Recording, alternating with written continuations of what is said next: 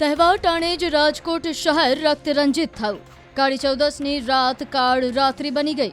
શહેરના આંબેડકર નગરમાં જૂથ અથડામણ થઈ, જેમાં 2 સગા ભાઈઓ સહિત 3 લોકોની હત્યા થઈ।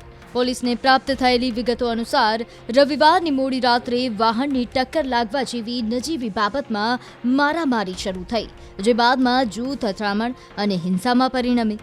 વાહન અડી જતા સુરેશ પરમાર અને વિજય પરમાર નામના વ્યક્તિએ અરુણ બારોટ નામના શખ્સને ઠપકો આપ્યો, જેના કારણે બોલાચાલી શરૂ થઈ ગઈ અને ખૂની ખેલ ખેલાયો। મૃતક બંને ભાઈઓના પિતા વશરામભાઈના દાવા પ્રમાણે અરુણ બારોટ અને તેની ટોળકી દ્વારા ધોકા, પાઇપ અને ધારિયા જેવા હથિયારો વડે હુમલો કરવામાં આવ્યો। મૃતકના પિતાએ વિસ્તારમાં દારૂનું વેચાણ બંધ કરાવવા અને ન્યાય અપાવવા માંગ કરી છે।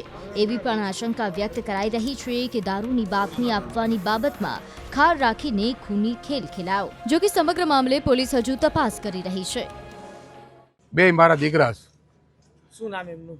એકનું નામ સુરેશભાઈ વશરામભાઈ, એકનું નામ વિજયભાઈ, પછી સુધીરીનો દીકરો વિજયનો દીકરો, એને વાહામાં મારી છે તરવાલ।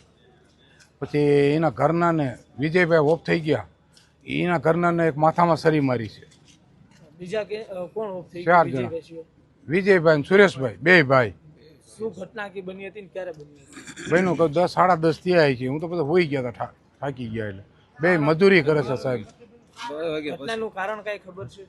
મોટરસાયકલ આની ગાડી જતી છે, મોટરસાયકલ પીડી હોય છે અને જરાક એનું ગાહાણું કે આને કીધું છોકરીએ કે ધ્યાન રાખો, મોટરસાયકલ ભટકાણું તો કંઈક બીજા બોલ્યા, એમાં માંથી ઉતરી જ ગયા સરિયુંને તરબાલ્યું લઈને।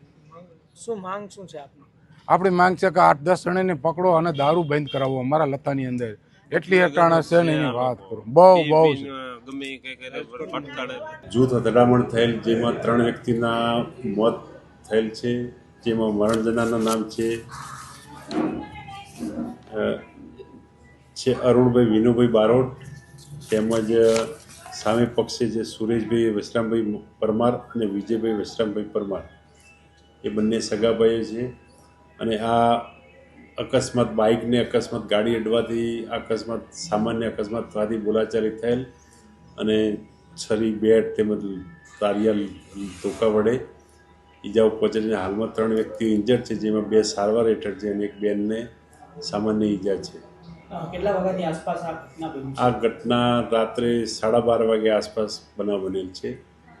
જૂની કોઈ અદાવત વિશે ના, જે હાલમાં એ તપાસ બધી ચાલુ છે, ફરિયાદ વિગતવારની લેવાઈ જાય પછી ખ્યાલ આવશે। ઈજા પામનાર બંને વ્યક્તિઓને હાલ એક્સરેની અંદર છે, ત્યારબાદ ખબર પડશે કે કઈ બાબતમાં આ જૂથ અથડામણ થયેલ। અત્યાર સુધીમાં કોઈ આરોપી હાથમાં કે પોલીસને? અરે હાલમાં પૂછપરછ ચાલુ છે। આરોપી જે કોઈ નામ મળ્યા નથી, પણ જે વ્યક્તિ ત્યાં હાજર હતા એમના પૂછપરછ ચાલુ છે। એના આધારે આરોપીઓ કોણ હતા એ ફલિત થશે।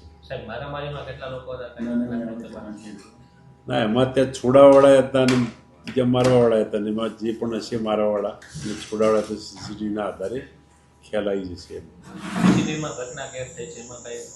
એ સીસીટીવી પૂરેપૂરું કવરેજ નહીં મળતું ત્યાં જે કારખાનું છે એનો, તેમ છતાં પોલીસ શક્ય છે એટલા પૂછપરછ કરી અને જે આરોપી છે એને પકડી લેશે।